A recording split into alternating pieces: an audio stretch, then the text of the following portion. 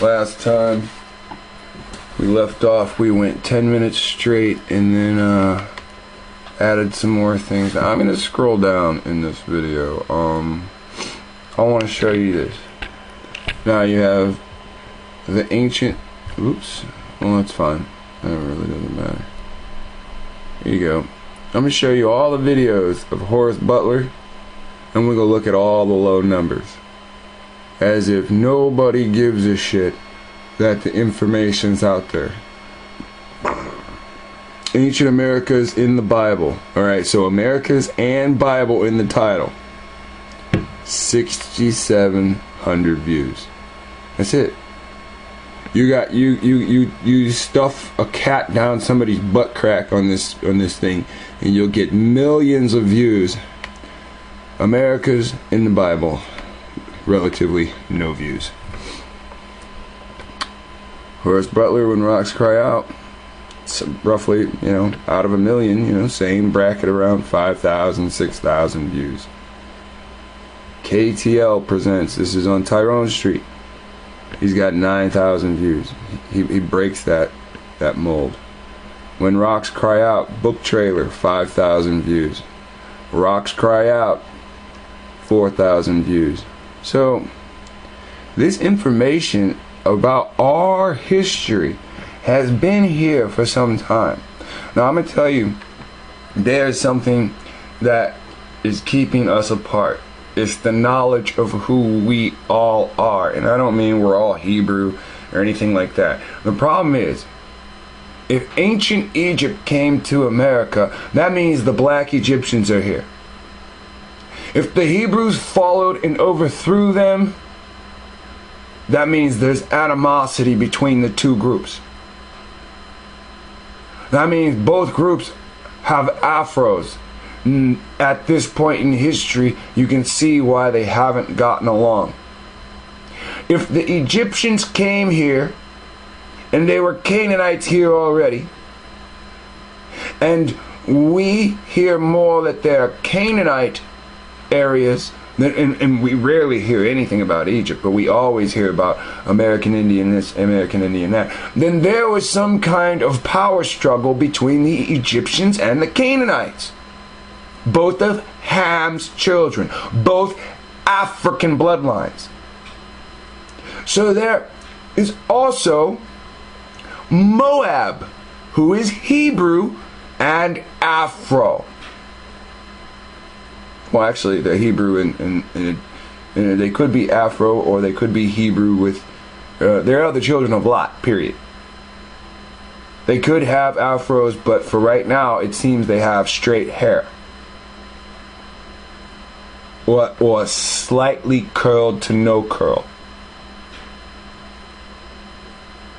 That seems to be Moab. Amorites have waves. We can depict everybody by the phenotype right now. Bring out every book that depicts what and who everybody is. This is not hard anymore. It's time consuming. That's what it is. That's what it is. It's time consuming. Which isn't a problem. Because I already told him, I got the time for you. I said, you had the time to make me, to form me. I have the time. I have all the time that you can create for me to use to give right back. All the time in the world. So we're gonna go back to the 8-minute and 40-second mark, because this is where the next comment that breaks past the 10-minute mark starts. Okay, so we don't want to hear 10 minutes and then hear it out of context. We want to hear it in context, so we have to go back to 8:40. Now, this is really important. Watch this. Comments. Somebody sent me a comment, but I already approved it. Oh, that's why it's not right there on the screen. That's great. Lex, did you know that in Utah there is a creek called Montezuma Creek? It almost borders Arizona and the southeastern part of the state. And he sends me a link. And that's awesome. Hey, if you guys have comments, leave links. I don't want to believe you. You don't want to trust me, which you have every right not to. I don't want you to trust me either. I'll have you doing silly stuff if you trust me. Don't trust any man. Right? I've said that from the start. Don't trust anybody. That's how come every time I do anything, I show you. Right? Was wondering if you happen to come across any info about this honey research. So he sends a link, and we're looking for Montezuma Creek. And here we go. This comes up. Let's see if we can blow it up.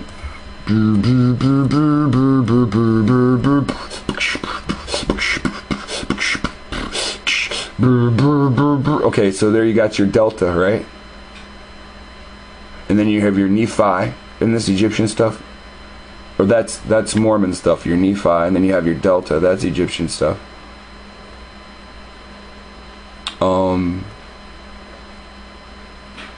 So here you have the Spanish coming all through here. Spanish fork. Now this is important. You'll find out why in 5 minutes. 5 measly minutes. You'll find out why. Alright, so here you have the desert of Moab. Starts here, right? And the desert of Moab goes all the way into Arizona into what? Phoenix. Ends right at Phoenix. See, all this is the desert of Moab. So when the Bible says the desert of Moab, it's talking about all this. See how here's Reef National Park is part of Moab. Canyons National Park is part of Moab.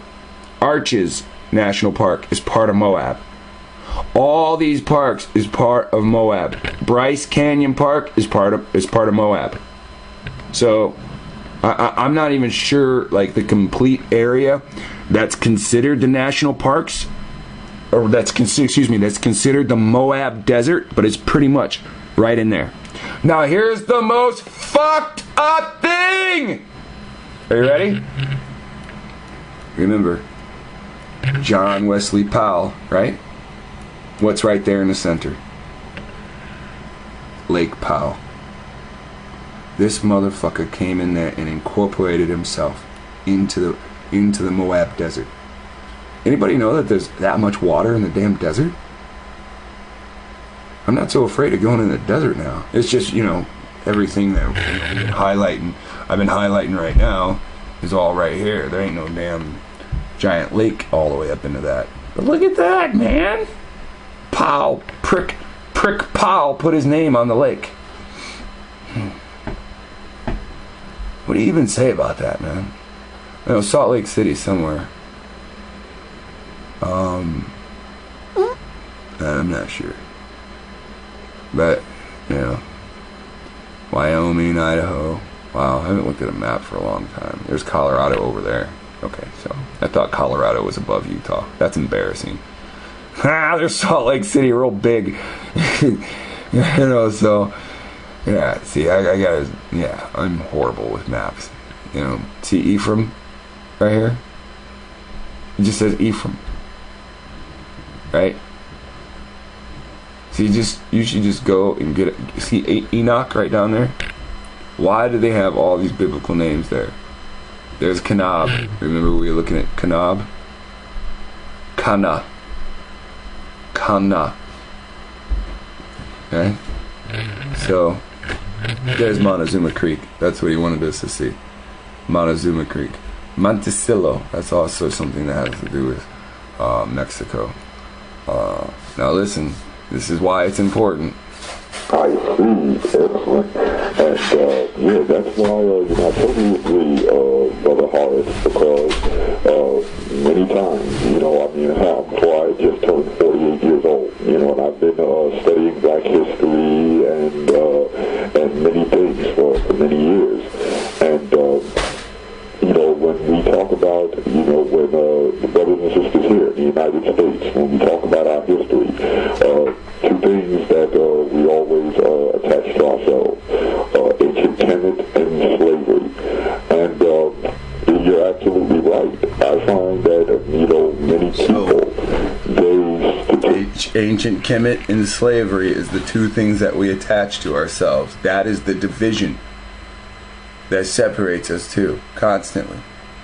ancient Kemet, dealing with what the Bible says, Egypt, Mizrahim, a land of bondage, right? Where were you in bondage? And that leads to versus slavery.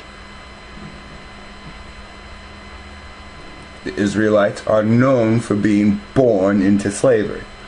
This very day still believe that black people didn't touch Western civilization shores until we were dragged over here in slave ships. For some reason or another, many of them cannot grasp the fact that we were already here. And we were all over the place. And yes, to this day, you're absolutely right. That knowledge is still being resisted. People hold in their heads that, we didn't see this part of the globe until we arrived on slave ships. Yeah, well, I eventually found that even slavery was a part of hiding the information. When Spain came into the Americas in the 1500s following Columbus, they knew what was here. We were taught in school that Columbus was trying to get to the Far East, and he stumbled across the Americas and that kind of thing. That's not what happened. Columbus knew what was over here. The Crusades had already been coming to the Americas. I mean, once you have ancient Egypt in the Americas and David taking that capital city of peace and making it be Jerusalem, in fact, it was already a city that was close to that name. It was built to honor the African Heru, and they just switched the name just a little bit. Heru became Jeru. But once you understand that Jerusalem was sitting in South America, then you have to understand that this is where the Crusades were coming. So, when the Bible says that Ephraim's in the north and Judah is in the south, you're being told for the last 4 years that Jerusalem is in Peru. Now listen again, because this is somebody completely different telling you. This is somebody you've never heard before. But once you understand that Jerusalem was sitting in South America, then you have to understand that this is where the Crusades were coming. So they knew of the history of the Americas. They knew the Holy Lands were here. That's why they're always getting on ships and coming to the Crusades. You could walk from where they're calling themselves Italy and France, and you could... Here, I'll put it to you like this. Yeah, he makes a good point there. You can walk from Italy and France and shit to the Middle East. All right. Listen, they said the Crusades were about the Knights Templar going into the ruins of Jerusalem and finding the books of witchcraft that the king buried under the throne so nobody could get to him. Okay? That's what it's really about. So they say they discovered this stuff and the Crusades ended. Right? When you go and chase down the books that they found,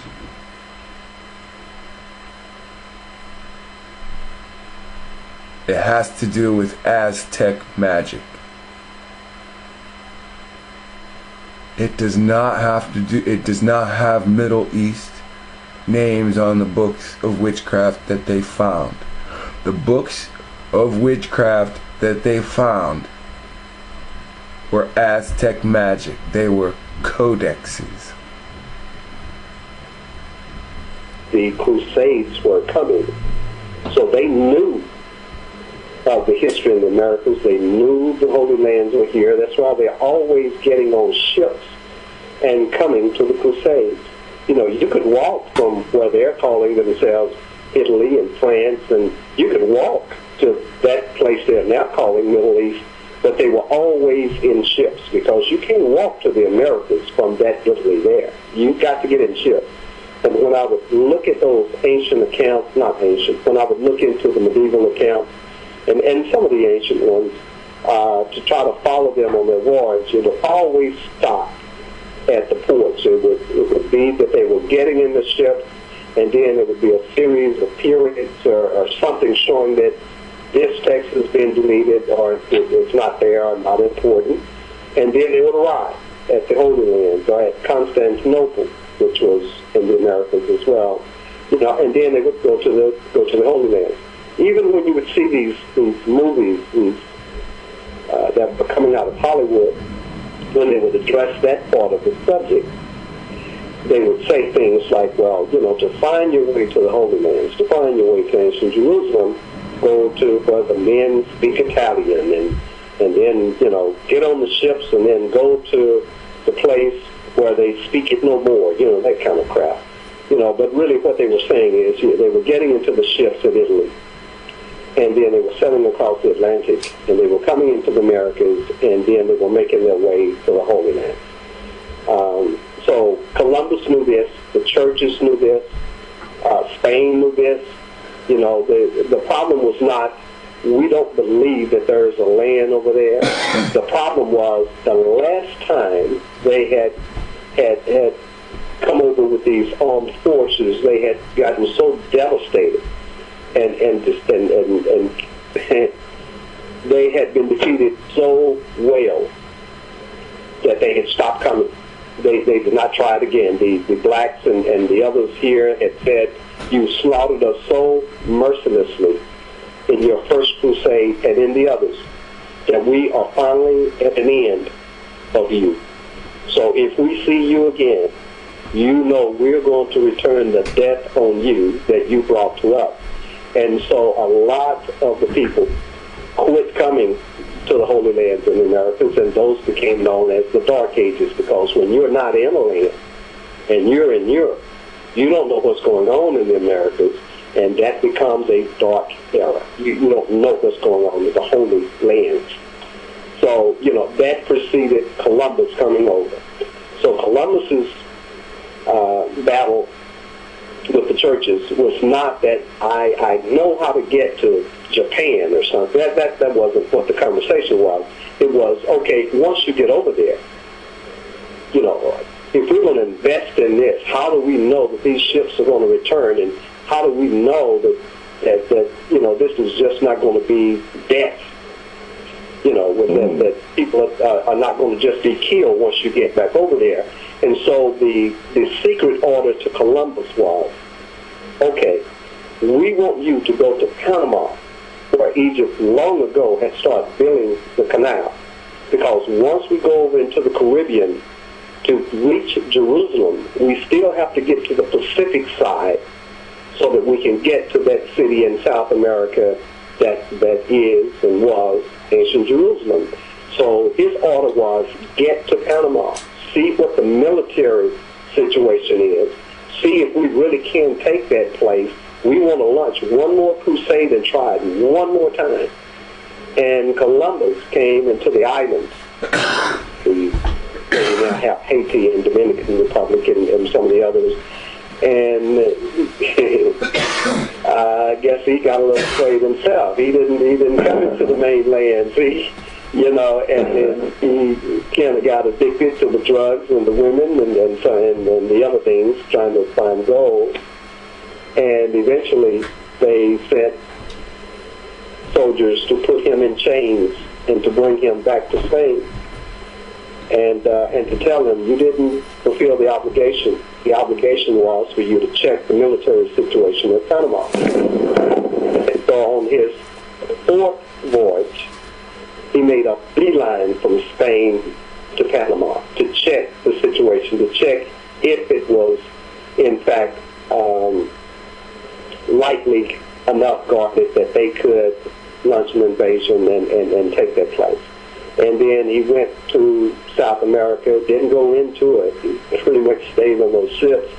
But he made the strange comment when he got to the Orinoco River that's coming out of the northern coast of South America, and he says this river has its origin in paradise.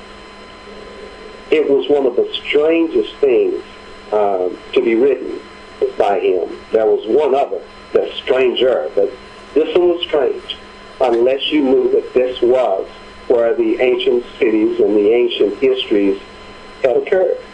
And he was right. The Orinoco River does originate in the mountains of South America, where Jerusalem and some of the other holy places were, and where Adam had lived.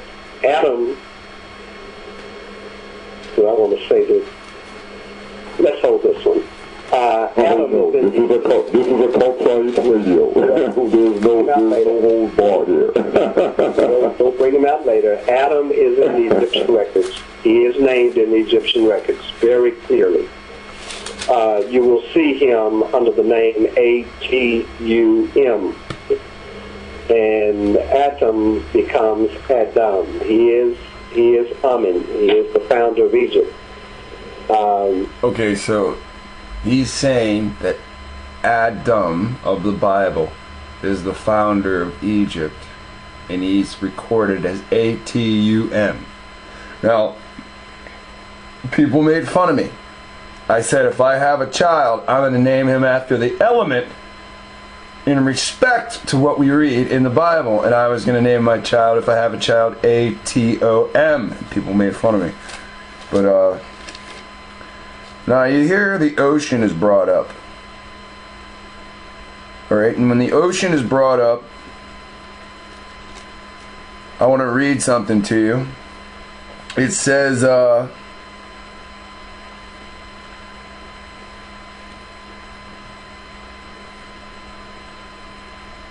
Genesis 9:25, and he said, Cursed be Canaan, a servant of servants shall he be unto his brother.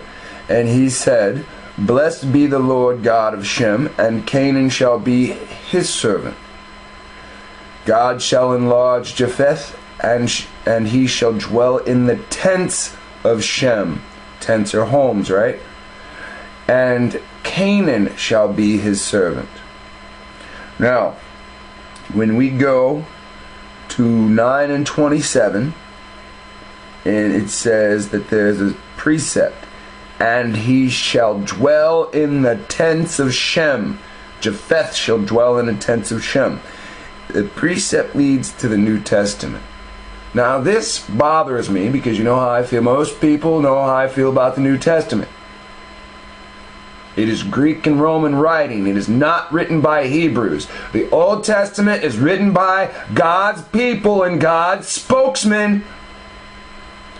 The New Testament is written by the devil's spokesman, Paul. Now, it says here in a precept to the New Testament, Ephesians 2:13, 2:14, and 3:6. So, pause this, turn to Ephesians chapter 2 and 13 and 14, and also chapter 3 and verse 6. Now, listen to this. It says 13 and 14, Ephesians 2 and 13. But now in Christ Jesus, right? Serapis Christus, whom ye who sometimes were far off, are made nigh, close, by the blood of Christ. You understand what that means? You, the Christians, used to be on the other side of the world, but because of the blood of your God, Serapis Christus, you are nigh. When they say the end is nigh, that means near. That means you were far away from the holy people, the righteous people. But now, because of the blood of Jesus Christ, You're close to them. Now you're going to go dwell in their tents. Listen, 14. For he is our priest. Peace. This is to the Gentile, right? He who come by the sword. He is our peace, who hath made both one. Are we not intermingled in a Babylonian system? Doesn't God destroy Babylonian systems? Jesus did this to us. The Gentiles that are of the blood of Japheth, that are mentally insane, came over, murdered us, and dwelled in our fucking homes. Doesn't even Jesus have a prophecy about the thief that comes in and murders the man and dwells in his home? Don't we have psychological readings about thieves that commit home invasions and then live in the fucking person's home? Is that not what colonization is? Let's go kill somebody and live in their stead and fuck their wife and raise their children. Now we got a new language. My dad didn't teach me no fucking new language. White people did. I go to school, it's a white teacher. Do you understand what is written in Ephesians based on what has happened in the world? Nobody's gonna tell you this in a public building in a suit and fucking tie. They don't want to tell you your European neighbors came over and stabbed your father in the throat because he didn't have a Christian prince. Because he couldn't speak the language of the invader. Nobody's going to say, just like Germans and Polacks are occupying Israel, Japhet people are occupying Shem people. People that call themselves Europeans now call themselves Americans. If I was born in a hospital, and am I a hospilian?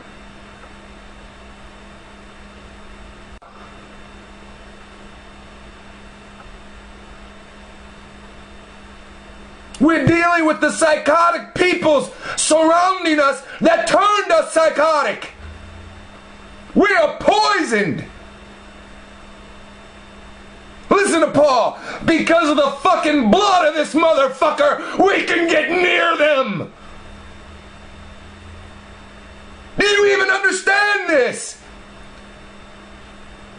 The Lord, Creator, separated us, but because of this Son of God. There are many sons of God. Even Lucifer is a son of God. Because of this Son of God, we can get next to him and steal their fucking crops and steal their fucking gold and steal their fucking silver and kill their fucking fathers and fuck their fucking mothers and teach their kids a bastard language and lie to the kids every step of the goddamn way because of Jesus motherfucking Christ. And you're telling me to worship Christ? I think we have a misunderstanding.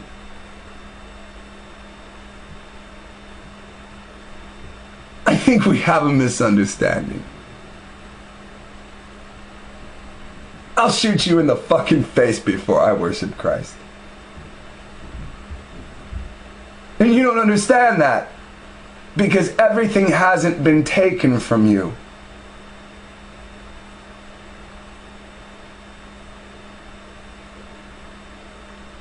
You'll never understand that until your chickens come home to roost.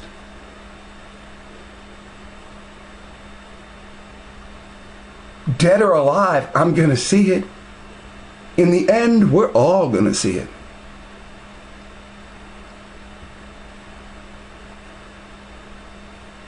Now I'm going to put a little fire under everybody's ass. So they talk just like me. And they read this book just like me. But now in Christ Jesus, ye who are sometimes far away, you're made nigh by the blood of Christ. You're brought close to the Hebrews because of blood. And what'd you do when you got to the Hebrews? You shed the fucking blood, and you call it justified. And then you preach lies that, oh, you are from fucking Africa, and we used bait and cages and we used blow darts to fucking capture you, and nets, and we had cowboys, and we put them on ships to Africa, and they outran the cowboys, and they used lasso fucking tricks. They use lasso tricks to catch you. Shut the fuck up. 14. Listen. We're together Babylonian, but these words are for the Christian, not the Hebrew. For he is our peace. We're here in this goddamn country that you invaded, and you live in peace, and we live in goddamn terror. From you! And your fucking laws! And your curb justice! And your double-sided goddamn Liberty Bell! And how many black people act like Nat Turner? None! And how many goddamn white people act like Nat Turner and eradicate anything? Oh, well, there's a fucking list. There's a list of Caucasians that just go fucking nuts and kill any and everybody. Dylan Klebo and that other fuckhead in Colorado sat there and said a bunch of racist shit and only killed 2 or 3 black people. Killed a bunch of white people. Do I sound insensitive? He's not my fucking kid! I didn't raise him to kill!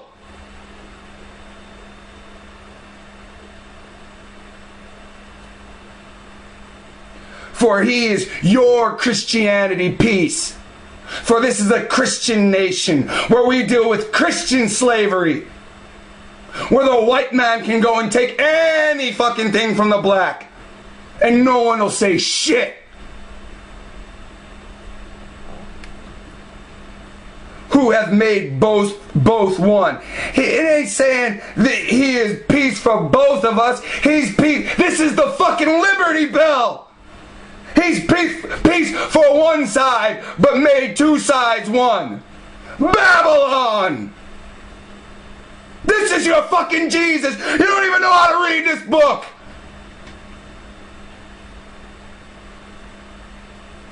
And have broken down the middle wall of partition between us. The ocean. Finally, the Christian nations are able to sail. Greeks and Romans were able to sail over and over again. Finally, it's the Christians' turn. And it seems their wars are more devastating. More wars today during the block of Christian rule than ever before in history combined. But they're good guys because they're white and we live in white supremacy. And they push cultural hegemony on us to shape our fucking beliefs about them.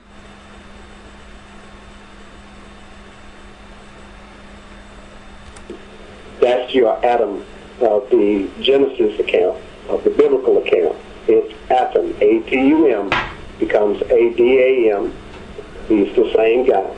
And it's Amen, under his several names of Amen and Amun and Amun and all of those. So when you get into the biblical records, you're going to get to Revelations 3 and 14. You're going to see a strange verse that talks about this man called Amen, A-M-E-N, who lived at the first of creation. Well, for you to understand that, you have to understand that Genesis is not talking about the creation of the world. That's a mistake that we thought Genesis is talking about. Genesis is a record of Egypt, of the African nation, the empire that became known as Egypt. These are the Egyptian priests writing the history of their nation. And that part was adopted and put into the biblical writings along with later accounts of what was happening in Egypt. And so they're beginning it at the formation of Egypt, when Ammon lived. That's why when Cain kills his brother, he's concerned that people in the world will kill him for the murder that he's committed. And it says that when he left this place, he went into a city and took himself a wife. Well, if you've got Adam and Eve and Cain and Abel, and now Cain has slain his brother, you don't have a city you can go to. You don't have a city of people. You're at the beginning, if this is the beginning of the world. But that's not what that's about. That's an African record about the history of the African civilization that became known as Egypt. Columbus and the churches knew that in his day. He talked about this river Orinoco coming down out of the mountains and saying it originated in paradise. The other strange thing that Columbus mentioned and then wrote about. So Columbus is saying, and this is being considered one of the. You got to understand, this is very important. He's saying this river, the Orinoco or something like that, is coming from the top of this mountain, and this mountain is a paradise. Now, word of the wise is I hear some people dream about this mountain. Okay, so just keep that in mind. Now, as he just stated, the other thing that's strange that Columbus wrote about. And Washington Irving put it into his biography of Columbus as well, is that Columbus would go around talking about how he was going to capture Jerusalem when he made it into the Americas. Now, some scholars would argue, no, he did not say that he was going to capture Jerusalem in the Americas. Well, we don't have any record of him going to the Middle East to try to capture it over there. He knew that it was over here, and he really did have these high dreams that he would lead the crusade that would recapture ancient Jerusalem. So, when we talk about slave ships and that era, we have to understand that after Columbus, then they sent the armies back in. He had done some of the surveillance work to see where the armies were, some of it. And then they came in. Now here's the strange thing. When you see Spain come in and capture Mexico, and when they write this history, when Prescott and others wrote this history of the invasion of the Americas, they title it The Invasion and Capture of Mexico and the Invasion and Capture of Peru. Well, if you look on anybody's map, you'll see how far those two lands are apart. And to find Peru, you really have to know something about the Americas, because it's hidden in a mountain on the backside of South America. Well, wow, in a mountain and the other one. But when you talk about an invasion, and you're talking about capturing two places that are as distantly related as Mexico and Peru. This is huge. I mean, this is like saying, you're going to capture the Middle East, as well as saying, you're going to capture Timbuktu, Mali. It's Peru is closer to the ocean, but it's just not that close. Like you said, you've got to go to the backside of the mountain on the other side of the continent. You have to find a way around South America. That should signal you that something is going on. But that's exactly what was happening. They were capturing the capital, the ancient capital of Egypt, Memphis, that was built in Mexico. That's why all those pyramids are all over that place. And then they went and captured Jerusalem, the other Egyptian capital that had been Thebes in South America. So the clues are everywhere for you to see it. And open, then you can. Wow, this is powerful. I mean, I'm sitting here, and I'm in total awe, because this is all very groundbreaking information. But I wanted to touch on something, brother, that you and I had been discussing just the other day, and just the information that you revealed then, just blew me away. You were talking about Delphi, and please, brother, that's what I have been wanting to lead up to, because the little bit of information you dropped off on me then, that's why I was so anxious for this evening to come, because I really wanted you to expound on that. Yeah, please share your views and your knowledge on Delphi. All right, we're going to stop there. You can always go and watch the video yourself. In the next part, he's going to talk about the Greeks being black. And somebody had just sent me a link in the comments that showed, in the link that they sent me, in the videos down on the side, that's why I was looking down to see if it was this video. In the videos on the side right here, it said the original Greeks were black. In fact, let's see.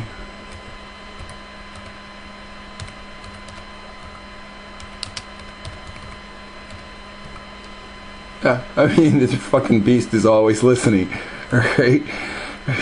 Like, I could have said the original Greeks were Italian, instead of Greek, but, it already knows what I'm gonna do, because, there's Eli ben Israel with 3 parts, maybe more. Original Greeks were black. Here's somebody else. Original Greeks were black. Israel united in Christ. Here's black, Roman, and Greek. Race in antiquity in Eurasia.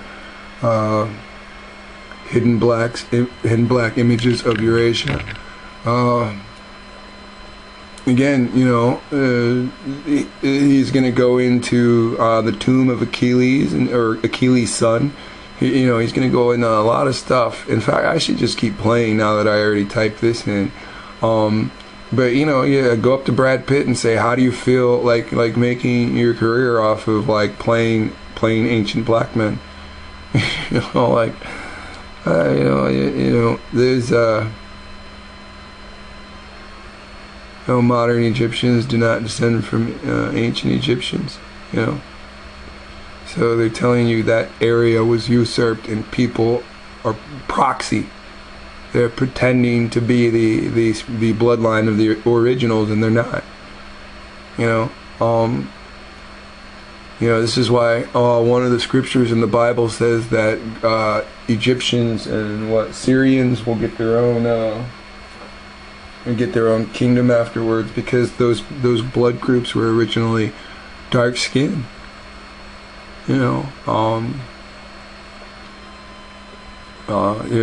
First Chinese were black. You already know what happened in Cambodia. You had black people that were overthrown for the intermingling of the Chinese empress and that king at the time. Here, we'll listen to some more. Okay. Before we get to Delphi, so he just talked about. We just listened to him explain that the conquest for Jerusalem was in South America. I told you, if your ass thinks that you're a Judean, you were brought up here from South America on a fucking boat. They set your ass in the water for a couple months to starve you out, and then they brought you on the land in North America, to the land of Ephraim. I've been telling you this over and over and over again, and you don't want to hear it. Let's put in one thing, because if your listeners are like others who have heard this, they're sitting there thinking, wait a minute, there's a problem in all this. We've got pyramids on the Nile in Northeast Africa. We have Egypt there. Why would you say that Egypt is in the Americas when we can clearly see that Egypt is right here where these pyramids and the Sphinx are? To clear that up, you have to understand that there was an African civil war in the Americas. The biblical writings refer to it in their writings under the book called Exodus and some of those nearby. When these blacks revolted and had this civil war against the other blacks that were Egypt in the Americas, that tore Egypt apart. When you read what was happening in those wars and the killings, the outright slaughters, they were ashamed what's happening at Rwanda and some of these other places now. So listen, here's a guess.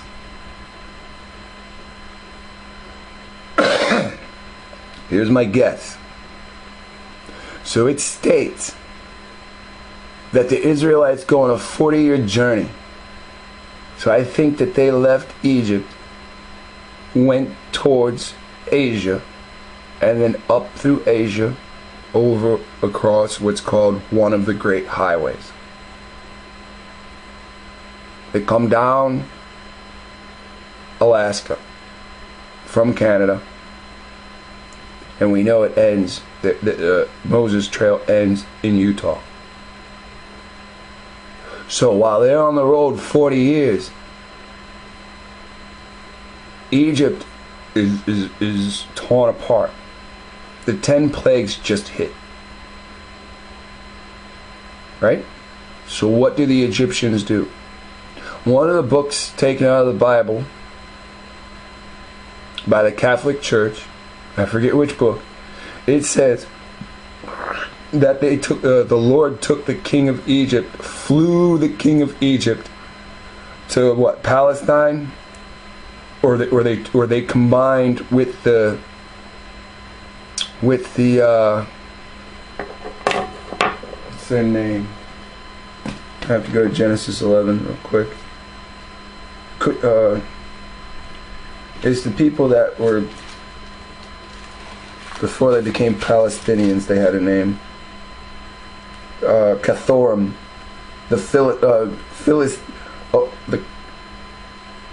and the Casulium, out of whom came Philistum and Cathorum. So the book taken out of the Bible says Cathor is Philistine. Philistine is the name I'm trying to say.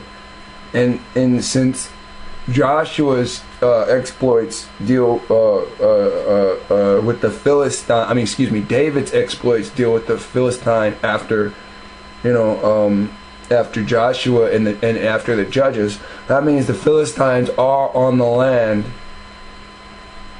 that Moses dies on anyway. So they're here in the Americas as well.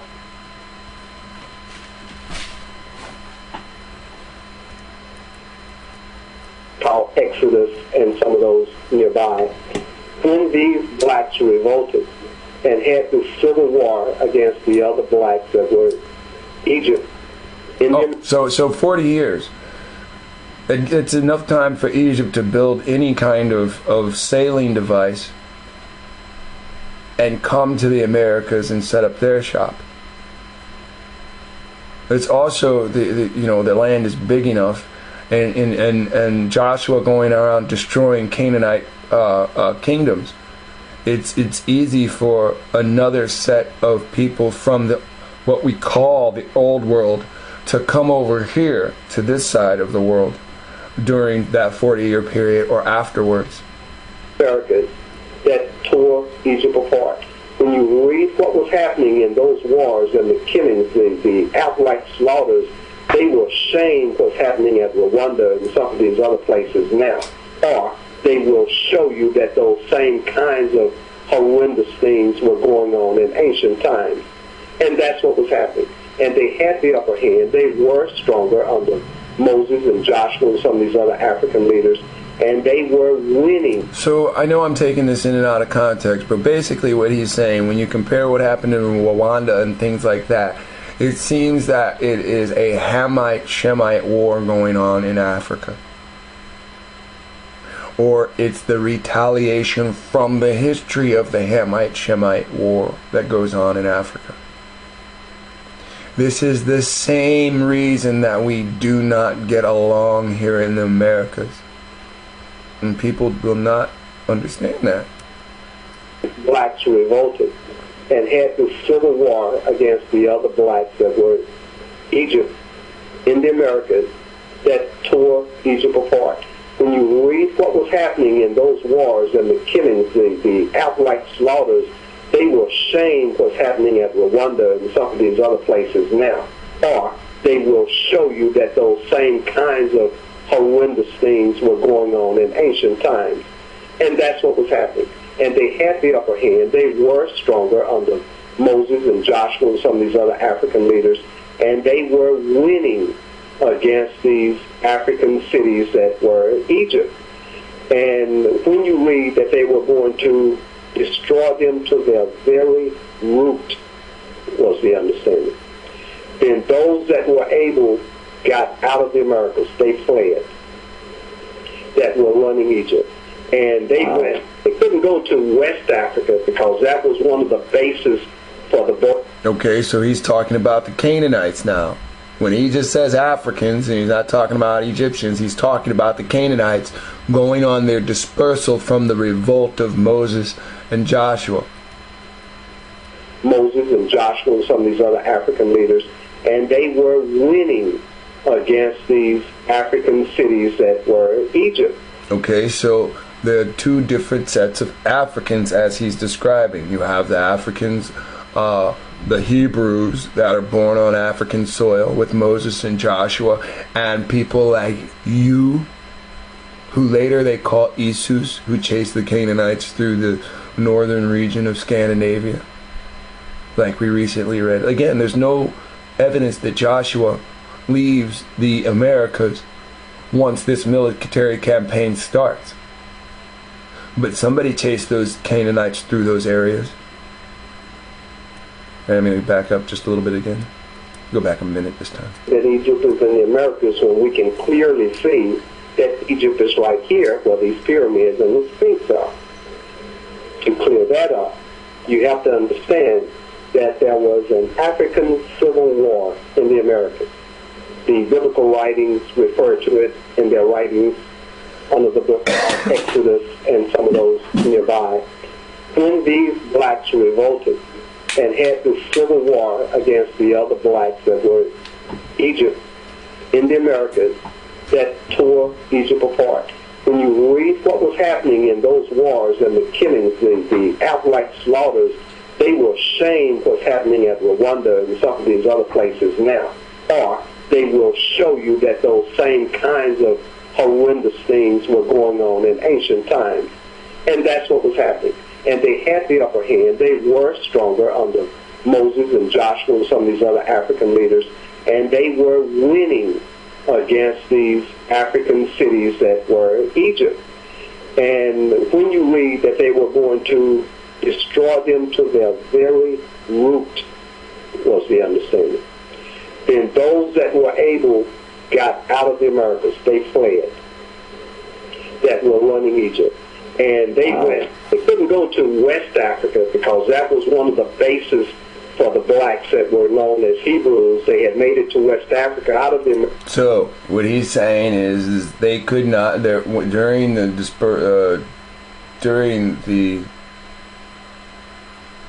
Exodus. Not everybody went with Moses. Some went into West Africa and set up base. So when this happened, that the Canaanites already got word of this because the Israelites left on foot. So the Canaanites, 40 years later, when this campaign begins, the Canaanites know they can't go back to the area of West Africa. They can probably go other places, but they can't go back to West Africa because the Africans, the people born on Africa's soil, even though they're Shem, the Africans known as the Hebrews, already conquered this area and are living there while everybody else is on that march with Moses. got out of the Americas. They fled, that were running Egypt. And they couldn't go to West Africa because that was one of the bases for the blacks that were known as Hebrews. They had made it to West Africa out of the Americas before they launched their attack on the Americas. So they couldn't go to West Africa. That was the strength. That was walking into the mouth of the lion. So they went around to the eastern side of Africa and formed a second civilization there, an offshoot of the one that had come here. Now, to be clear, the Africans who had formed the Egypt in the Americas had come from Africa to begin with. So the ideas that they brought to the Americas were already flowering in Africa. And when you look at Chepset's temple on the Nile, the ancient temple there, it's clearly written when they talk about the expeditions to Punt, that Egypt's understanding was that they had come from the expeditions to Put, P-H-U-T. See, this is why most historians say, well, we don't know what happened to Put, because his temples and his civilization is here in the Americas. And either Spaniards wiped them out or Portuguese wiped them out, or they didn't write about them. See, what we go off of the writings of the Spaniards. I haven't really, truthfully, I've never heard one historian say these are the writings of the Portuguese. So Portuguese explorers and Portuguese conquerors experienced something completely different. It seems that the Spanish conquerors mainly went after the Hebrews and mainly went after the Egyptians. But again, there are different blood groups, like the Perizzites, like the Moabites. There's a complete Mayan temple and civilization that's buried under the city of Atlanta. And all those black people were right there in Atlanta. And we're too busy keeping up with technology to dig in the ground or to investigate our own area. I mean, even me, I'm digging through history, and while I'm trying to dig through history, all this stuff exists in Ohio, and then when I find out that it exists in Ohio, I have to ignore it because I'm already digging through this other stuff. Now you see it from Babylon to Timbuktu, the Khmers, the stolen legacy. They came before Columbus. And you see, we're Hebrews and we're Egyptians. But our real title at this point is pre-Columbus.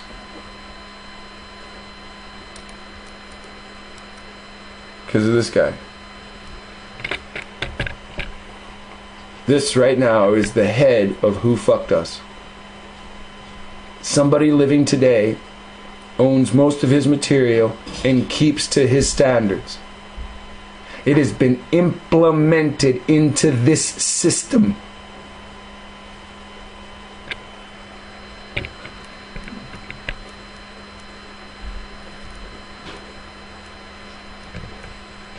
A civilization that was on the eastern. You see, this is the books that he uses. He'll tell you in this video, in this this radio program, that by the book, and the book he links all the sources, and I believe this is a pile of the source material.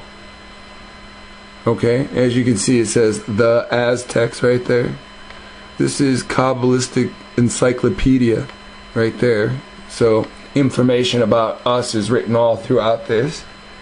You know, I mean, when you start combining all this shit with what Farrakhan says about these people coming over here to subjugate us, and that's all they do, and what Malachi Z says, as these people are the living dead, and that they need us, you know, I mean, Malachi Z says some funny shit, you know, I mean, you know, they hate you so bad, you know, they enslave you here then they go on vacation, they go to fucking Jamaica, and it's just nothing but you there, you know. And they go on vacation to get away from the other white people, but to be around you by themselves. Now, isn't that weird? Like so, it right now it is what we made it, and it's what they made it, and now that we don't have control over it, then that's where you say it is what it is, because you don't have control over it, that really pisses me off, because we can control anything, and right now we're controlling the past. So even though we can't control, the tomorrow, the actual date tomorrow for us, but we can control 5 years from now. And this is what we aren't comprehending, Inside of Africa where this expedition went to. And you can look at the animals that are being loaded on the ships in those drawings, and you can get an idea about where that place was and about where, at least the Egyptians during the time of Hatshepsut, were saying that they thought they had originally come from. So if he said during the time of Hatshepsut, I believe that's what he said. I think that's one of the people they talk about in the movie The Mummy. But don't quote me on that one. But again, they use non-African, actors to display. All these people, you go up to them, and all these actors, and say, how do you feel about making your living off of playing like ancient black people, because it's really what it is. It's truly what it is. And this is why, they sit there and say we can't find any of the late dynasty mummies, because they're not in Africa. They're in the fucking Americas. And people don't want to hear this shit because they've been brainwashed. And how do you feel when somebody's in your face saying you've been brainwashed? You're like, I ain't brainwashed. Shut the fuck up. Get out of my face. It's really what it is. We've been brainwashed. the Africans from Eastern Africa had made their way into the Americas, and that became the beginning of the Egypt in the Americas, so be it. But now they had come back to the eastern side of Africa and started building that Egypt. So archaeologists will tell you we see all these monumental buildings going on from the 12th dynasty coming forward. And that's exactly where I found the autobiography of Moses. It was in the 12th dynasty of Egypt. So it of Moses. It was in the monumental buildings going on from the 12th dynasty coming forward. And that's exactly where I found the autobiography of Moses. It was monumental buildings going on from the 12th dynasty coming forward. And that's exactly where I found the autobiography of Moses. It was in the 12th dynasty of Egypt. So it's all right there in the records for you to see what was going on and to be able to piece this thing together. Once they got to the eastern side of Africa, now you've got two Egypts. And eventually that Egypt came back in, got as strong as it had been at first, and we conquered its cities in the Americas, and you'll see those wars and those narratives. So the Bible talks about Egypt, the Bible talks about Mizraim, and the Bible talks about the place of bondage. Alright, so each of these are brought up. Now we got to remember that our Bible has been it's been translated to another language, and a whole different quote-unquote testimony has now been stitched in to tell us why they're here. They're here in the Americas to bring us this news, this good news. Because Jerusalem fell, we've been overthrown as a people, and we have fallen to the curses. This is the only reason that they're here. Now they came a long way, so to help them out for their long journey and for bringing this message, they took all our gold, silver, and they killed our forefathers that that didn't agree with them. You know, we need to look at this as a nice way, pleasant way, right?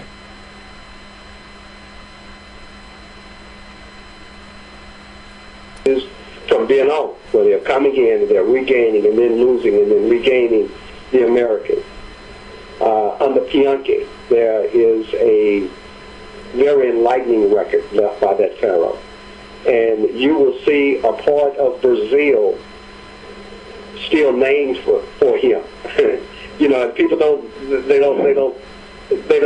discern it. That's what I'm saying. You don't hear about the Portuguese end of the deal that much.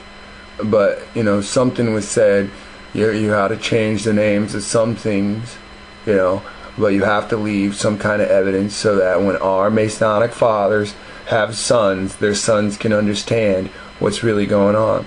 Like I said, man, these people said, we're going to sit there, we go to Jerusalem and we go find these books of witchcraft, and the books of witchcraft are called Aztec magic. Is a... Here, like, let me just, you know, sometimes I look for this shit, it pops up, sometimes I look for it, it don't pop up. Let's see if I can just find it real quick.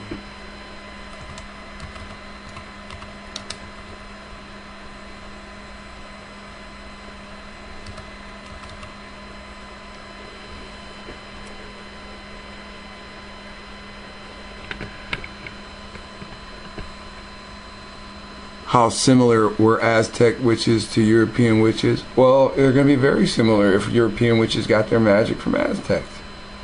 You know, it was, see how this is called pagan space right here? It was something like that, but it had to do with Freemasonry. And that's how, that was a dead giveaway. Aztec, let me type in magic and Freemasonry.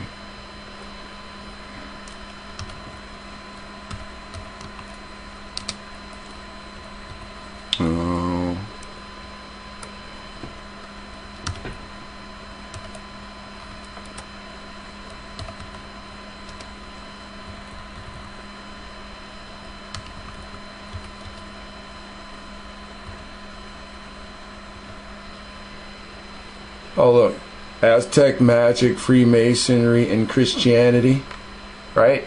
Look at this shit. Look at this. Look at this. I just typed that shit in and it says, now it's like, oh, do you want to know about the secrets? Or do you want to know about the rituals? Or do you want to know about the degrees? So tell me that shit don't exist, and I'll say, in your motherfucking face, right? Come on. Come on. See? That's what's going on, man. Why does Texas law come up?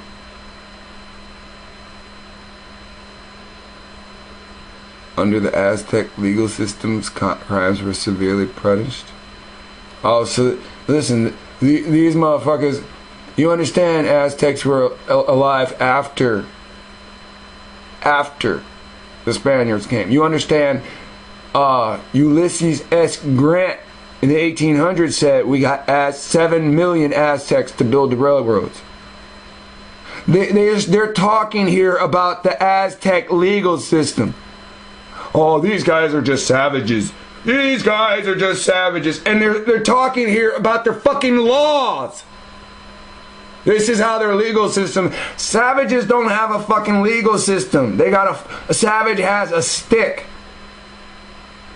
They might have a rock taped to it or tied to it with some vines. That's law for a savage. When the fuck are Christians gonna fucking get payment for what they've done?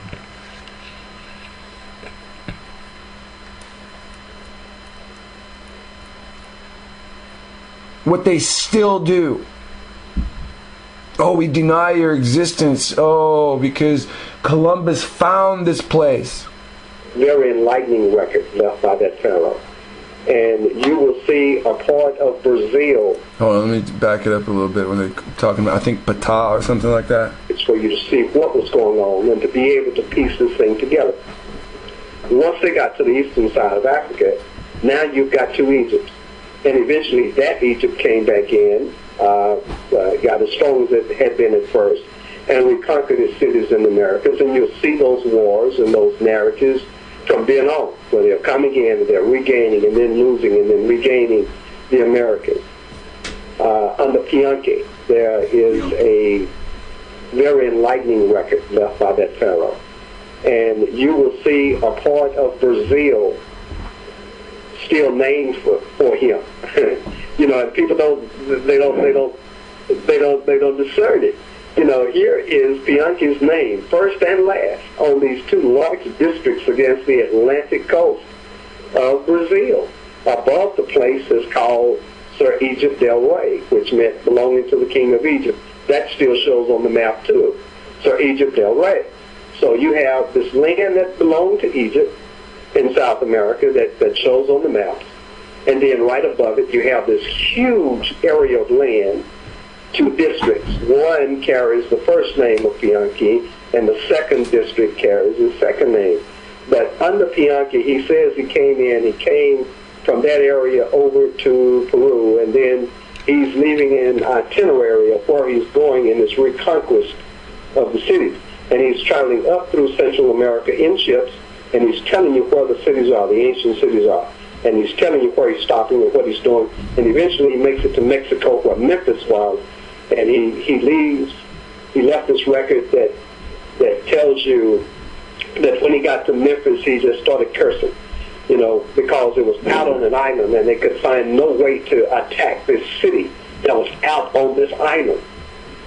And black historians don't quite get it. They did not understand that ancient Memphis had been built on an island out in the middle of a man-made lake. A man-made island built out in the middle of a man-made lake. And not in the middle, but out in the lake itself. And this became one of what they call the ancient wonders of the world. It was the lake called Tashi. And that lake was still there when the Spaniards came in the 1500s, and they drew illustrations of it, and they wrote about it, you know, and black historians are missing all of this good stuff because they're not turning their sight to the right places. They're not putting the ancient narratives against what they're seeing in the Americas. No, because they went to college, and they have master's degrees. Right? What is a master's degree? The master has given you a degree.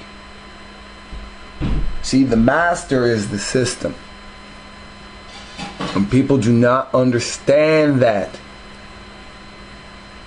They do not understand that. The master has to push Caucasians as the top of the system. Because only Caucasians are going to use the technology to utilize the advancement of the beast. You've got to see what's really going on. They want to follow Dr. Ben Sertima's groundbreaking work, and I don't know if it's the correct thing to say groundbreaking, since there were others that were influencing Dr. Ben Sertima, and he was extending their work. But you hear that? Oh, he's a doctor. He's got a master's degree. Blah blah blah blah blah blah blah blah. Extensive credentials, and somebody's controlling him. Historians are missing all of this good stuff because they're not turning their sight to the right places. They're not putting the ancient narratives against what they're seeing in the Americas. They want to follow Dr. Ben Sertima's groundbreaking work, and I don't know if it's the correct thing to say groundbreaking, since there were others that were influencing Dr. Ben Sertima, and he was extending their work. But what he was writing about was a black presence, and for some reason, no one had gone in to check the narratives, the ancient black narratives, to see if they were describing the Americas. And they were. So when you go into those ancient narratives, one of the things you're going to find out is that other blacks came from West Africa into Central America during another horrendous war, the war called Troy. Did he just say West Africans came into Central America? Now, I'm going to back it up a little bit to where he talks about this other guy. Historians are missing all of this good stuff because they're not turning their sight to the right places. They're not putting the ancient narratives against what they're seeing in the Americas. They want to follow Dr. Van Sertima's groundbreaking work, and I don't know if it's the correct thing to say groundbreaking, since there were others that were influencing Dr. Van Sertima, and he was extending their work. But what he was writing about was a black presence, and for some reason, no one had gone in to check the narratives, the ancient black narratives, to see if they were describing the Americas. And they were. So when you go into those ancient narratives, one of the things you're going to find out is that other blacks came from West Africa into Central America during another horrendous war, the war called Troy. That's a black war. That's an inter-African war called Troy in Central America. And it's bringing thousands of blacks out of Africa into this major event. And some of them, many of them, stayed in the Americas and started forming other cities on top of Egypt's cities and building other ones outside of those satellites. And that became known as Achaea, or ancient Greece. African. The Greeks are African, not the people now claiming the name. The ones who are in your ancient narratives, these are African. When I did the Canaanite video, on that page, I couldn't find it. It stated that the only people's DNA that goes back to the Canaanites were the Greeks and the Romans. And that's the funny thing, because they didn't want to tell you that, they barely wanted to tell you that it was the American Indian. And so, they just wanted to connect the Lapps tribe to the American Indian. They didn't want to connect all the tribes, because it's all Canaanites. Started forming other cities on top of Egypt's cities and building other ones outside of those satellites. And that became known as Achaea, or ancient Greece. African. The Greeks are African, not the people now claiming the name. The ones who are in your ancient narratives, these are African. And they were in the Americas, and so when they're building these cities, and they're building them often on top of other cities or extending the other cities, so this becomes Athens. So those Incas could be like a branch of the Greeks. And then you have Sparta sitting there. You have Delphi and Delphi. They have the different ways they want to say it, but And in one of the books taken out of the Bible, it says that the Spartans are known to be from the seed of Abraham. Right? So they're of Abraham. That means they're Hebrew. It doesn't necessarily mean that they're Israelite, but up there of the seed of Abraham. So he's talking about how all these people groups of Africa ended up in the Americas. How all these Canaanite groups, right? How all these Hebrews. If you're from Eber, you're a Hebrew. If you're from specifically Jacob, you're in Israel. Why, right? So how all these Hebrews who are in the Americas, the book Jubilees, also taken out, but chapter 10 tells you about the Canaanites breaking the land contract right from the start. A brother just sent me a link. Let Us Find the Truth.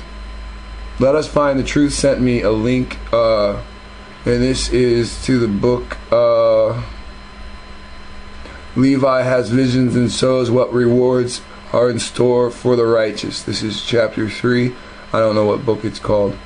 When I scroll down, it says, verse 10. This is page 229.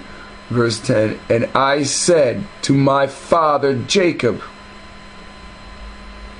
by thee will the Lord despoil the Canaanites, and will give their land to thee and to thy seed after thee. So,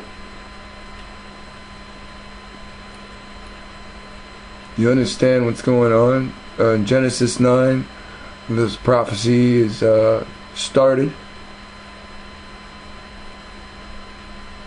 Here in this book, I'm sorry I don't know the name of the book.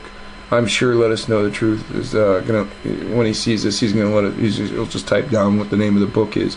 But in chapter 3, verse 10, there's an oath or a decree being said, from one of the 12 unto Grandpa Jacob. Because of this, it talks about Shechem down here. So because of this, the Lord's going to despoil all these Canaanites and give their land unto our children.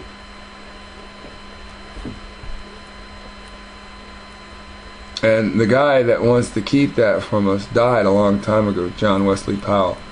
And I mean, even in, if I was just, making shit up to say, whoa, this is the Moab desert that's talked about in the Bible, if anything, it's a dead giveaway that I'm 100% correct, because Lake freaking Powell is here. Let's forget the Aztec gold there. Let's forget they say, hey, the war box is in this cave in this mountain. Lake Powell is the dead giveaway for John Wesley Powell. And what he's doing is, basically he's, it's the same thing that the Bible says. Study to show yourself worthy. And it's the same thing that this Illuminati motto is wisdom opens the door.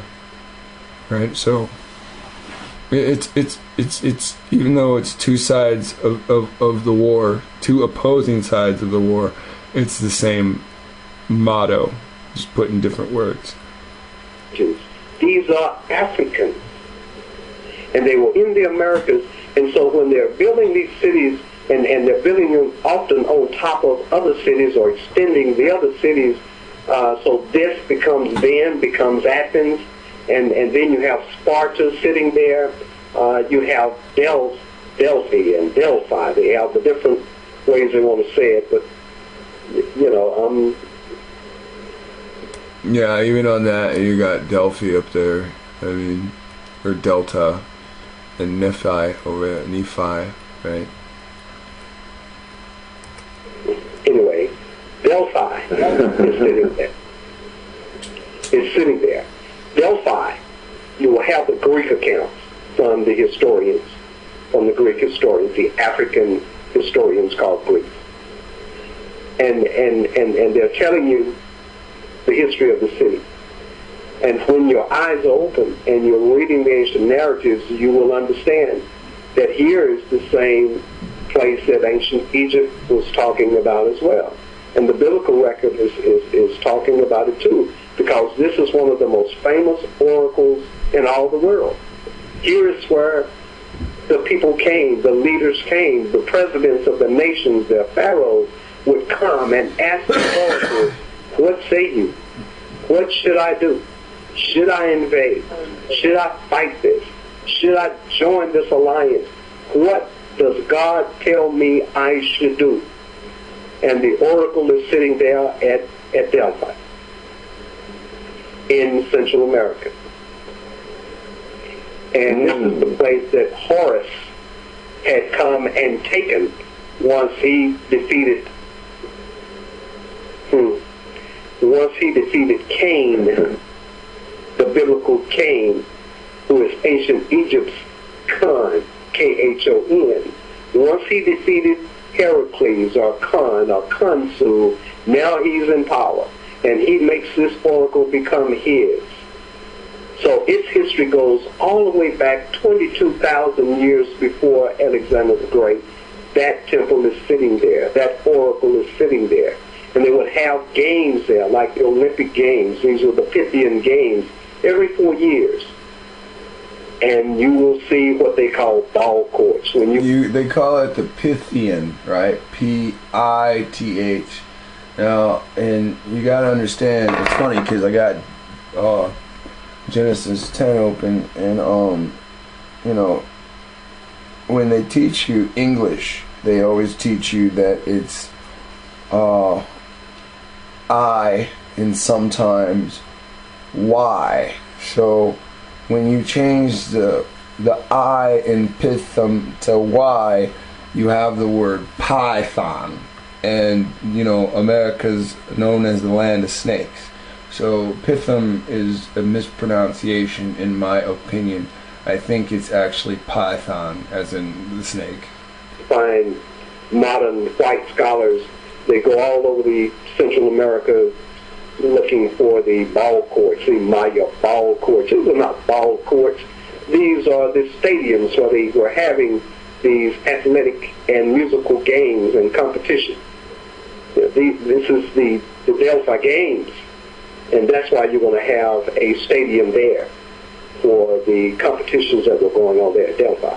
But now we're up to date. So let me bring us to this year. Well, hold on. One more thing. Genesis 10 and 26 and Jock 10 begot, and it talks about Joktan's kids. Now, it is well known that most encyclopedias, it doesn't matter what the scholars say, most encyclopedias say that Joktan is the land of Yucatan.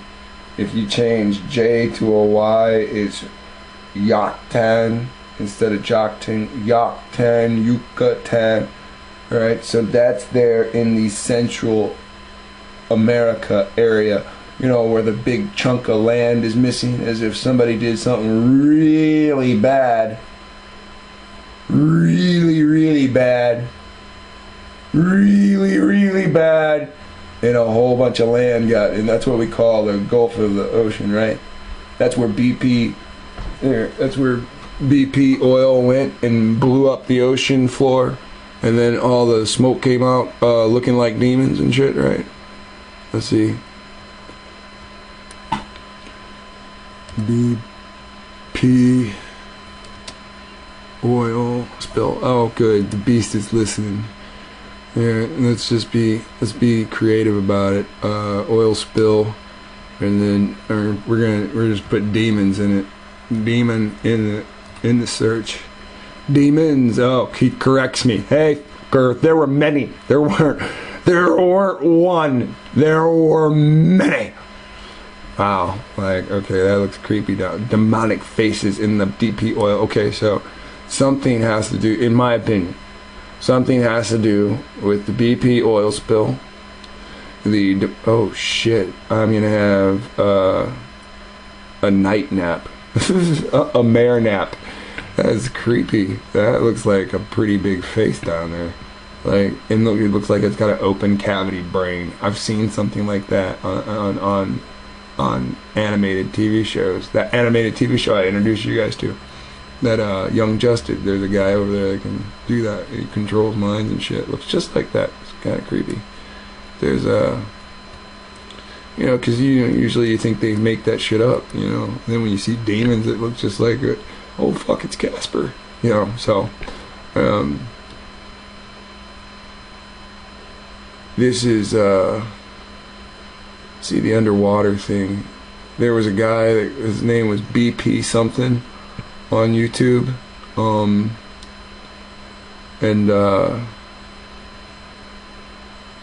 well, that's weird. That's weird because that's from Tully, right? That's the guy that chews glass. No, I've seen him somewhere before. See, I type in this beat the oil spill and demons and all this other weird shit comes up. I mean, sometimes you can trust this motherfucker. Sometimes it just wants to show you more demons. But, you know, this one's pretty good. You know, basically in the clouds of what was being, you see it looks like a face right there. Looks like a creepy face. You know, this looks like a face, but if you look back like a ways, this whole thing looks like a face. It looks like it's lips and teeth and a nose and an eye and another eye.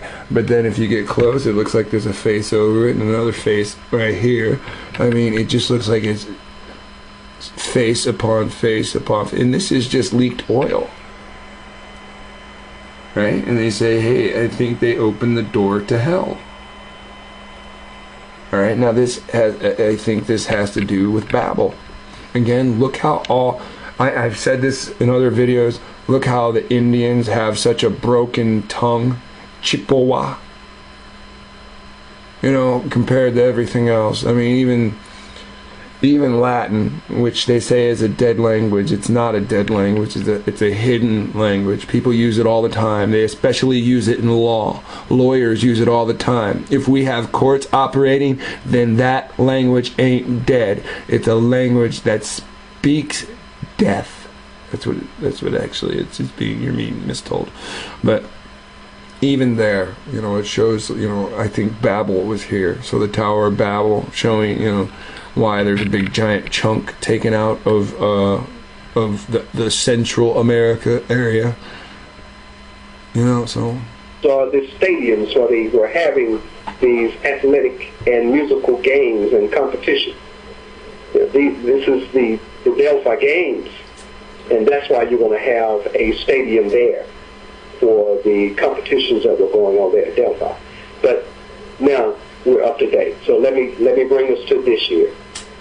You asked about the place, Delphi. Oh, yeah. I found the ancient African records that described everything about the city, from the way the city is laid out, from the hills to the river, the situation, where it was, where the river is, where the stadium is, which monuments are there, what they look like. It named them, showed you where they are. And then it came to this amazing building. And they say, in this building are the paintings where the warriors would gather and talk. This is the painting, and start describing the scenes that are painted on the wall. And you have over 200 people painted in the temple. Agamemnon is there, and the African called Achilles is there, and the African that was David's mother, King David's mother, is there, and the famous Africans and that were called Greeks, and the famous Africans that were called Trojans are painted all over this temple with their actual portraits by one of the most famed painters at that time. Wow. And the descriptions are there. And they tell you, here's Agamemnon, and this is what he has up under his left arm. This is what he's wearing. This is the kind of helmet he has on. This is what he's doing with his hand. He's standing. The man before him is kneeling. The one to the side of him is laying down. The one behind him is Achilles, and this is what he has on, and this is what he's doing. And behind him, over to the back, is a woman holding a baby, and the baby is holding his hands up to his eyes. When you have these kinds of descriptions, and then you find a temple in Central America that has every one of these images still painted in it, then you found ancient Delphi. And that's what was found. So when I told National Geographic in 2008, I was going to hold it. I didn't want to give it to them because I knew that ancient record had a lot more information. And I said, if I give this to them, they're going to go into the African king's tomb and start pulling those kings out, just like they're doing in Egypt. And I held it. I held it for 10 years. I just would not give it.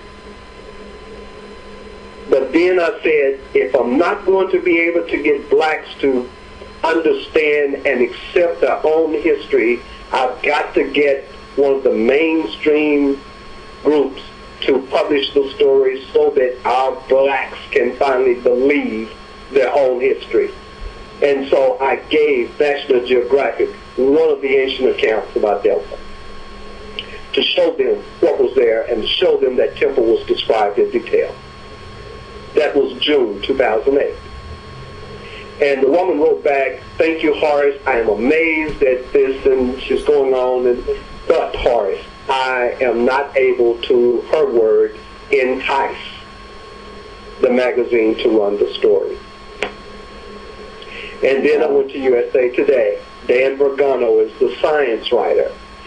And Dan seemed to be very, very interested, and we talked, and I shared information with him, and we went back and forth for a couple of months. And he says, "I want this story," and then the next thing I heard was, "My editor won't run it unless a Maya scientist or scholar confirms it." Well, they never confirmed Dr. Van Sertima's findings. In fact, when I talked to one of them in Dallas, he admitted, "Horace, there's no Mayanist who values their career who will admit that there is a black presence in pre-Columbian America. It's not going to happen. It's not going to happen." So they knew what they were asking me to do. They knew that they were asking me to get an approval that was not going to be gotten. See, so that kills that story with USA Today. All right, so then I said, well, let me just talk to an archaeologist or scholar who I talked with some years before, and I went to the professor at Harvard, Dr. David Carrasco, and I gave him the same information, said, "Here's Delta. Vet it, and I need your help on getting the story broken." And he was very interested, and all of a sudden the contact stopped, couldn't reach him, he was gone, and his university finally told me he had taken sabbatical. Next thing I know, the story broke in January of this year that they have found the tomb beneath the painted temple at the city of Bonampak in Mexico. He told that dude at Harvard packed up and probably went down there on an archaeological tour to go get, hey, I don't have to be a teacher anymore. I can score a big credit discovering this shit and get paid for the rest of my life, and I don't have to sit here with these fucking students. Right? This is the actions that were brought forth from him handing over this work. And all of a sudden the contact stopped, couldn't reach him, he was gone, and his university finally told me he had taken sabbatical. Next thing I know, the story broke in January of this year that they have found the tomb beneath the painted temple at the city of Bonampak in Mexico. Well, that's Delphi. These were the writings that I gave them. And they did exactly what I knew they would do. They would start putting out the ancient African kings.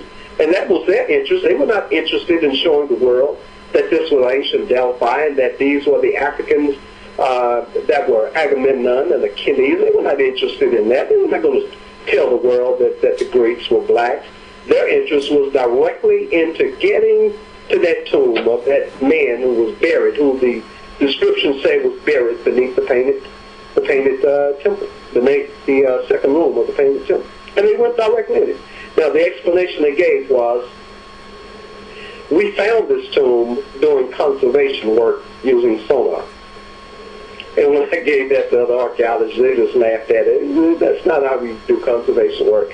But they didn't find that using sonar, doing conservation work. They used sonar to see if those descriptions were correct in saying that that was a tomb with a man inside beneath that second room of paintings. And when they saw that those ancient writings were correct, they went into the tomb and published that story. It's everywhere on the net. The tomb discovered at Bonampak in Mexico. So that brings us there. Now, if you are an occult... No, you gotta understand what's going on. What they're doing is they're going in and they're finding the tomb and they're taking the body out. Interest in your network. There is an occult attachment to the story. That man that's buried in that tomb was one of the most feared men, one of the most feared men that had lived during the time of the Trojan War. This was Achilles' son, who had desecrated religion and the temples and had done some things that were just so horrendous that when people heard of it, they could not believe that a man had done such a thing to offend God, and at that time gods. You know, they just could not believe that someone had done what this man had done. And for what he did, the sacrilege he did, when he went to Delphi, they killed him. And they buried him in that temple. And that's whose tomb they opened. One of the most feared men. And not long after that, Haiti's grounds crumbled. And you might not understand this, but once that happened, then the rain started falling on Peru and started washing away the roads there. That's a country that hardly experiences rain. But here's a rain so heavy that it washed out the roadways and stranded visitors to Machu Picchu. The ground broke in Haiti. The rains came at Peru after they went in that man's tomb. Anyway, that's your story of Delphi. Oh, brother. We're winding down, but we have a couple of calls on the switchboard. We're going to try to take some quick calls.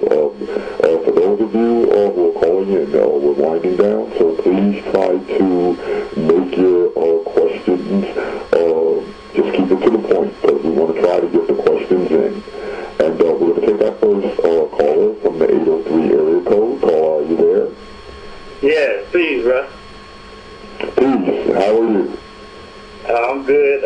Y'all giving out some excellent information, man. Really enjoying the show. I had a question for the brother. Is this newfound information that you got, is it in your book, or are you going to make revive that in your book? Is it not? Delphi is not in the book. The book establishes the geography of where the places were. It lets you know where the things happened, what happened. It gets you ready for the people. And then the second attempt was to bring you King David and the people that led up to King David, and to start putting the understanding of the people on the table as well. But the book it's going to hold you. It's so much information in that book that when publishers saw it, they actually wanted to break it up into 3 different books. So it's a lot of information there, a lot of information. Once you come out of When Rocks Cry Out, at the end of that reading, you're going to be ahead of the curve, and you will know things. And more than that, the things that are in that book are footnoted. So it'll tell you where the text came from that I'm using. So you'll see it's not my opinion. You can see where I got it from, and you can go, and if you're really sharp, you're going to go into these writings and find everything else that's in those writings as well. I couldn't put everything in that book and keep it in a size that people would read. Yeah. So how can I get your book? You got it everywhere online. Everywhere online. Amazon. You can even walk into a Barnes & Noble and they can order it. The problem is, they said, this is crazy, but I'm going to have to tell you anyway. When I first wrote this book, an agent came in and she said that she could guarantee a large advance on the book if I would take out the black presence and take out the biblical discoveries. That's not surprising. That's, to me, brother, that's not surprising the way they... No, it's not surprising. What she said was, and I asked her the why, and she said, well, if we're going to give you a 6-figure advance, we'd like to know that we'll be able to get our money back. Now, the deal is... Well, I'm going to rewind this, and I want you to hear that again. Now, first off, if they push that book, then they know that their readers are going to know that they're on biblical land. and that all these discoveries that have been found throughout Pennsylvania, Michigan, Ohio, New York, all of it has to do with biblical discoveries. I'll tell you anyway, when I first wrote this book, an agent came in and she said that she could guarantee a large advance on the book if I would take out the black presence and take out the biblical discovery. Yeah. That's not surprising. That's, to me, brother, that's not surprising the way they... No, it's not surprising. What she said was, and I asked her the why, and she said, well, if we're going to give you a six-figure advance, we'd like to know that we'll be able to get our money back. Now, the deal is, the way she explained it was that there are some blacks who are interested in black history, but it's such a small group compared to the whole of the readership group that they were not confident that they would be able to earn back a large advance paid on it. But that if I only gave them Egypt being discovered in the Americas, without putting in the blacks, without putting in Jerusalem and the biblical, that they had a huge readership for ancient Egypt. Because they already wrote themselves into Egypt as white Egyptians, even though the Greeks were black. They pressed that the Greeks are white, right? So if they discover Greeks in America, Egyptians in America, right? They say, oh, well, the blacks had the Egypt on the other side of the world in Africa because you can see the writing on the wall. And then they would say here, each discovery, they would whitewash the walls or hide the bodies like they have been. You saw that Caucasian say, well, each of these discoveries, I can't really talk about it. This has to do with the Smithsonian John Wesley Powell. This dude died in the late 1890s, right? Why do they keep bringing up his name? Because it's ideology. To the whole of the readership group, that they were not confident that they would be able to earn back a large advance paid on it. But that if I only gave them Egypt being discovered in the Americas, without putting in the blacks, without putting in Jerusalem and the biblical, that they had a huge readership for ancient Egypt, and that they would welcome that book and pay a large advance for it and go forward for it. So when I would not take that out, then of course that kills my invitation from New York to publish the book. So we had to get it done another way. But still, I got it produced by the largest book distributor in the world, Ingram. And so Ingram distributes everywhere, and they are the major distributor. So wherever Ingram distributes, you can get that book, and including Amazon and BarnesandNoble.com and Barnes & Noble store itself, and almost everywhere online you'll see it. And not in just the United States. It's also printed in Europe. All right. Okay, brother, we have to move on to our next caller because we're winding down. But Brother Horace will be back. But check Occult Science Radio's main page. It's featured right there, and you can order it right there. But thank you very much for calling in, brother. Thanks. Much appreciated. And we're going to take our next caller from the 704 area code. Paul, are you there?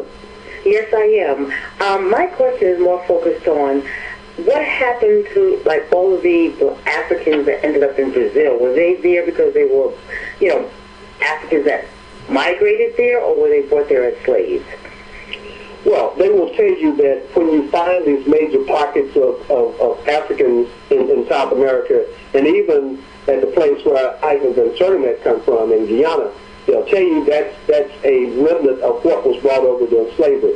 There were slaves, and they were not slaves. There were Africans kidnapped and taken out of Africa and brought into South America, of course. But when you have over 22,000 years of history of blacks in the Americas, they didn't all pack up and leave the Americas when Spain came in and started invading. So yeah, you're going to have the black cities, the ancient black cities, and the blacks themselves and their descendants in South America. So Brazil was major.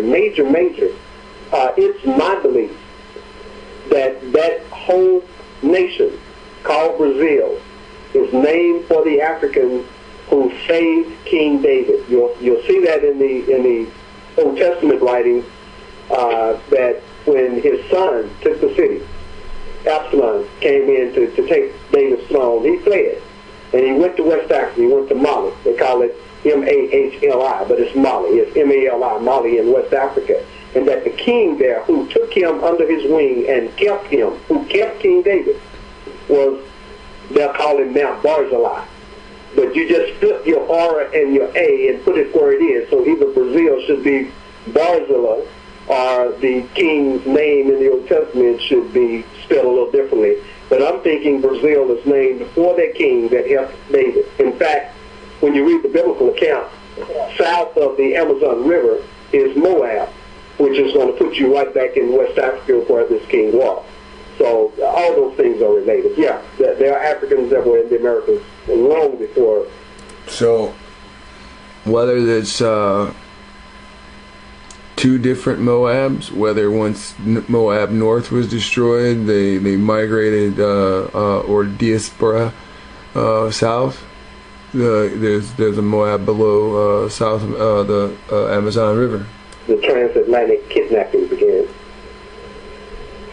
Okay, so then my next part of that question would be, if they were already there, did they become enslaved by the people coming from Europe and,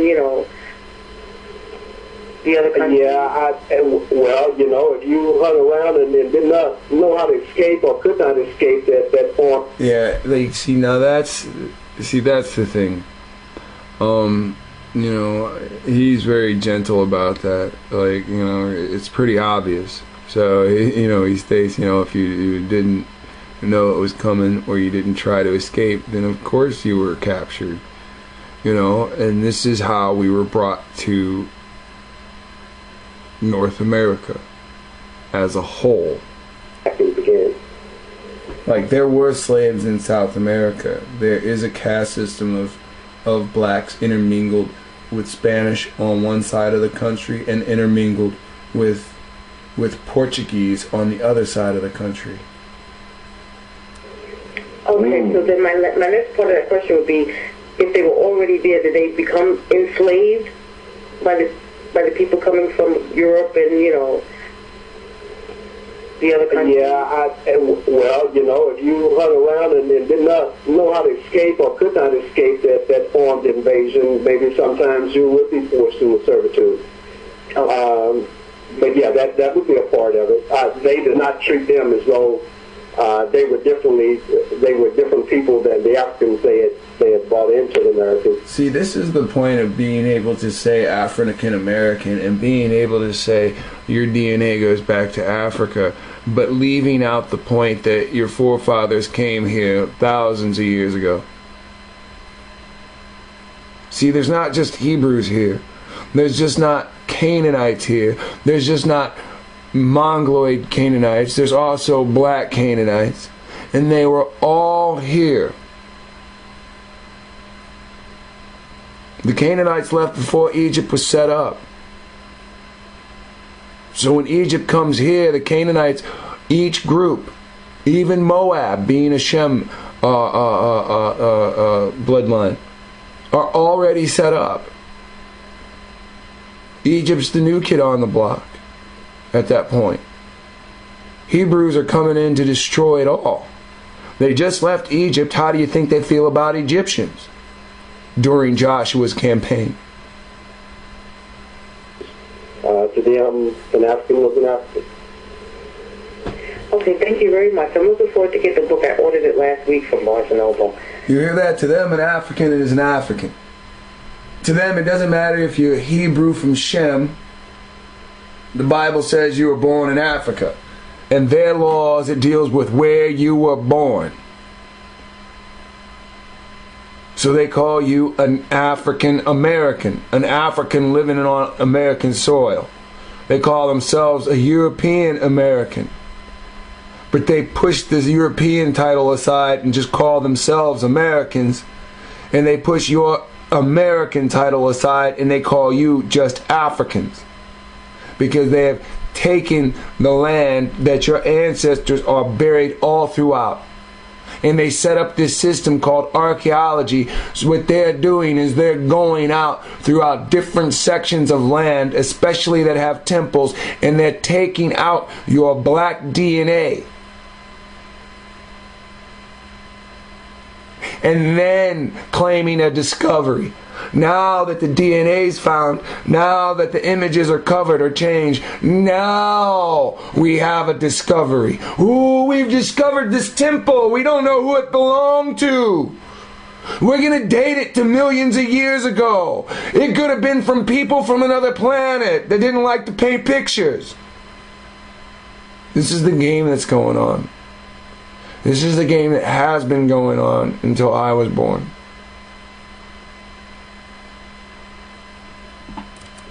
Okay. Thank you so much for calling in, sister. Excellent questions. Excellent. So again, based on her question, based on his answer, you didn't come here in no fucking boat. You migrated here thousands of years ago. Through war, you've been migrating back and forth throughout the country, throughout the continent. Up and down, back and forth. Central America, South America, North America, Canada.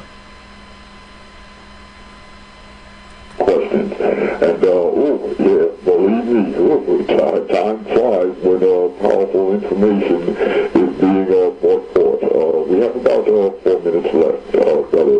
And, as I always say, we're just touching the surface tonight. I'm already sitting here in my mind and planning your next appearance because, you have, judging from the feedback we're getting from the chat room, everyone is primed, but just take a minute or two to let everybody know, to repeat where we can get the book and what you got coming up. Well, like I said, online, when Rocks Cry Out, you can find it most online places.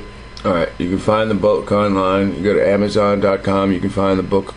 It's called When Rocks Cry Out. Based upon when you dig up the past, and you hide it for so long, then the rocks, finally start screaming out, about our history. So people, I encourage you to watch these videos on, that Horace Butler, discusses these places. I don't mind arguing, is Moab in Utah or is it in South America? Either way, we got to go to one of those places, But we need to make decisions now for leaving in 6 months. You can't make decisions now and be ready to leave in 2 weeks. You can't make decisions now and be ready to leave in 2 months. It's not going to make sense. You're going to leave something, you'll forget something. Be prepared. Make the decisions now to be able to leave in 5 to 6 to 7 months.